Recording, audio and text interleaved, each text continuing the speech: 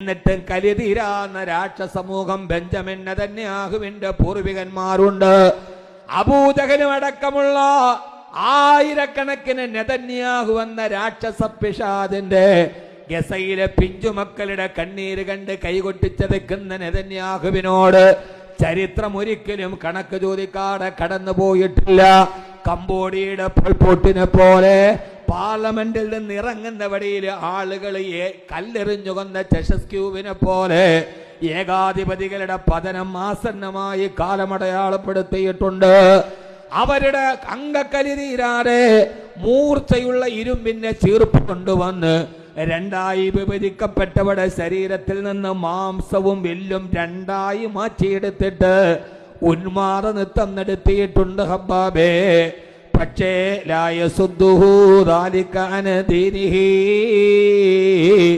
അത്രമേൽ വലിയ പ്രതിസന്ധി ഉണ്ടായിട്ടും വിശ്വാസത്തിൽ നിന്ന് അണുകിട പോലും വ്യതിചലിക്കാൻ അവര് തയ്യാറായിട്ടില്ല. സഹോദരങ്ങളെ, ജീവിച്ചിരിക്കുന്ന മക്കൾ പിടഞ്ഞു വീഴുമ്പോഴും ഭാര്യ വെടിയേറ്റ് വീഴുമ്പോഴും സ്വന്തം പിതാവിന്റെ മുകളിലൂടെ ബുൾഡോസറുകളെ കയറിയിറങ്ങി ആർത്തനാദം മുടക്കി അപലരായ പിതാക്കന്മാര് പിടഞ്ഞു മരിക്കുമ്പോഴും വല്ലാഹി വല്ലാഹി ഞങ്ങൾ ഷഹീദിന്റെ സ്വർഗമാണ് കൊതിക്കുന്നതെന്ന് ആണയിട്ട് പറഞ്ഞ ഗസ, ആ ഗസ നമ്മുടെ ജീവിതത്തിന്റെ പാഠമാകണം.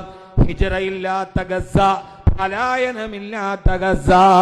മക്കയിൽ പീഡനം മുതത്തപ്പോഴാണ് സഹാബത്ത് മദീനയിലേക്ക് ഹിജ്റ പോയത്. പക്ഷേ ഗസക്കാര് ഹിജ്റയില്ല.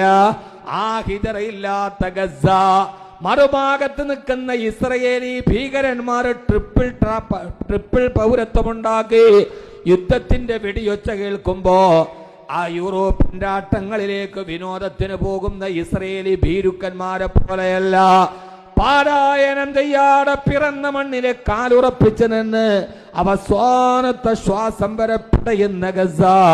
ആ ഗസക്ക് വേണ്ടിയാവണം ഇന്നത്തെ നമ്മുടെ ദുആ. എന്റെ പ്രിയപ്പെട്ട സഹോദരി, പ്രിയപ്പെട്ട സഹോദര, ഖബ്ബാബ് റളിയല്ലാഹു അൻഹു ചോദിച്ച ഒരു ചോദ്യമുണ്ട്.